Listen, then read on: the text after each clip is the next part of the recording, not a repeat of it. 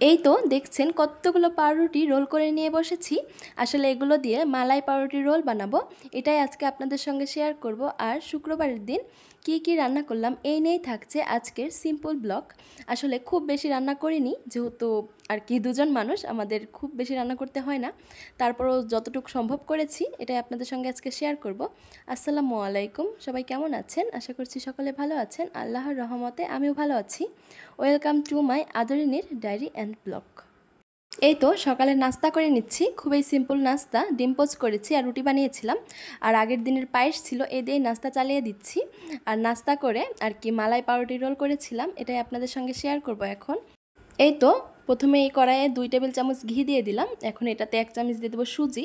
সুজিটা ঘিয়ের মধ্যে ভালো করে ভেজে নিতে হবে, একটু সময় নিয়ে ভাজলে ভালো হয়। এই যে ঠিক এরকম একটু বেশি করে ভেজে নেব। এখন এর মধ্যে জাল করে রাখা দুধ দিয়ে দিব, আর দুধ দিয়ে কিন্তু অনবরত নাড়তে থাকতে হবে, না ছাড়া আবার দলা পেকে যাবে।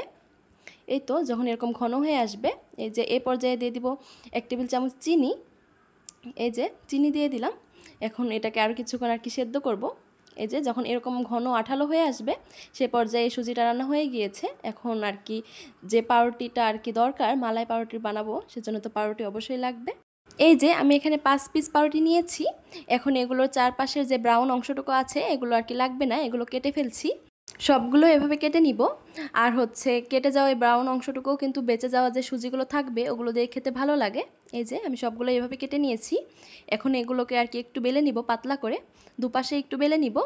আসলে রোল করতে গেলে যদি হচ্ছে পাতলা করে না বেলি, তখন হচ্ছে রোল করতে গেলে ফেটে যাবে, যে কারণে আর কি বেলে নিচ্ছি। আমি সবগুলো এভাবে বেলে নিলাম।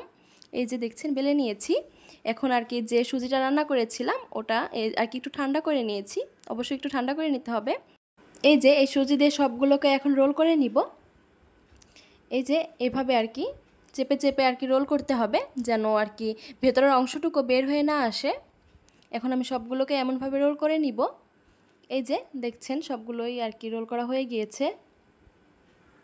এই যে সবগুলো রোল করা হয়ে গিয়েছে। এখন এগুলোকে আমি একটা বক্সে তুলে নিব। আসলে যে বক্সে আমি সেট করতে দিব ওই বক্সে আর কি তুলে রাখছি। এই যে সবগুলো আমি তুলে রাখছি এইভাবে। আমি যেভাবে আর কি সেট করব এর উপরে আমি শুধু মালাইটা ঢেলে দিব। তো আমি মালাই বানানোর জন্য পাশের চুলায় দুধ জাল করে নিচ্ছি। এখন এটাতে আমি 2 টেবিল চামচ চিনি দিয়ে দিব। আসলে দেখছেন ভালো বড় চামচ দিয়েই দিচ্ছি। এখন আরও কিছুক্ষণ জাল করে নিব। আসলে দুধ জাল করে ঘন করতে গেলে অনেক সময় লাগে, যে কারণে আমি এখানে 3 প্যাকেট গুঁড়া দুধ ব্যবহার করেছি, যেন সময় একটু কম লাগে। এই তো এখন আমি আরও কিছুক্ষণ ঘন করে নিব। এই তো দেখছেন অনেকটাই ঘন হয়ে গিয়েছে। আসলে এই যে চারপাশে মালাই জমতে শুরু করেছে, তো আমি আরও কিছুক্ষণ এটাকে ঘন করব। এই তো আসলে এগুলো তো বিস্তারিত বলার কিছুই নেই। আমি জানি আমার আপুরা আমার থেকে আরও অনেক ভালো রান্না পারেন, কিন্তু আমি কি টপিক নিয়ে ভিডিও বানাবো আমি বুঝে পাই না, যে কারণে আর কি এরকম টুকটাক রেসিপি শেয়ার করছি। এই যে দেখছেন আমার মালাই তৈরি হয়ে গিয়েছে। এখন এটাকে আমি কিছুক্ষণ ঠান্ডা করে নিব। কুসুম গরম যখন থাকবে তখন এই যে রোল করে রাখা পাউরুটির উপরে আর কি এভাবে দিয়ে দিব। কিছুক্ষণ আর কি ঠান্ডা হওয়ার পরে খুব ভালো করে মালাইগুলো চুষে নিবে।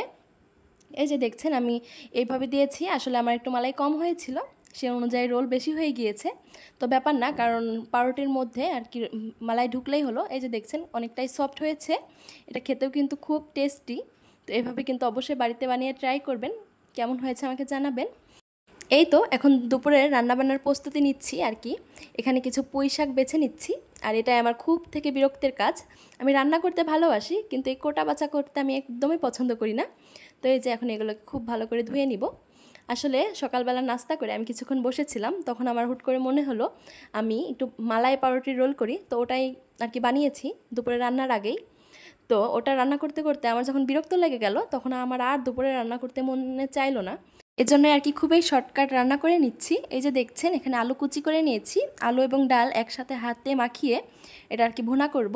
এটা কিন্তু খেতে আমার কাছে খুবই ভালো লাগে। এই তো এখানে পেঁয়াজ কুচি, রসুন কুচি এবং একটু কাঁচামরিচ, কিছু মশলা এবং তেল দিয়ে, অবশ্যই লবণ দিয়েছিলাম ওটা স্কিপ হয়ে গিয়েছে, হাতে খুব ভালো করে মাখিয়ে নিব। খুব ভালো করে যখন মাখানো হয়ে যাবে তখন আর কি পরিমাণ মতো পানি দিয়ে দিব। পানি দিয়ে তখন আর কি ঢাকা দিয়ে রেখে দিব। আর আমি পাশের চুলায় খুবই অল্প পরিমাণে আর কি মাংস রান্না করেছি। আসলে আমরা দুজন মানুষ, আমাদের অল্প একটুতেই হয়ে যায়, তাই খুবই অল্প রান্না করলাম। এই তো রান্না শেষ, এখন আর কি সব কিছু বেড়ে নিচ্ছি। আচ্ছা, ভিডিওর এই পর্যায়ে এসে বলি, যারা আমার চ্যানেলটি এখনও সাবস্ক্রাইব করেননি তারা প্লিজ আমার চ্যানেলটি সাবস্ক্রাইব করে দিবেন। সাবস্ক্রাইব করে পাশে থাকা বেল বাটনের অল অপশনটি প্রেস করে দিবেন, যেন আমি কোনো ভিডিও ছাড়ার সঙ্গে সঙ্গে আপনাদের কাছে নোটিফিকেশন চলে যায়। আর যারা এই মুহূর্তে আমার ভিডিওটি দেখছেন তারা অবশ্যই আমার ভিডিওতে একটি লাইক এবং কমেন্ট করতে ভুলবেন না। আজকের মতো এ পর্যন্তই, দেখা হবে অন্য কোনো ভিডিওতে। সে পর্যন্ত ভালো থাকবেন। আল্লাহ হাফেজ।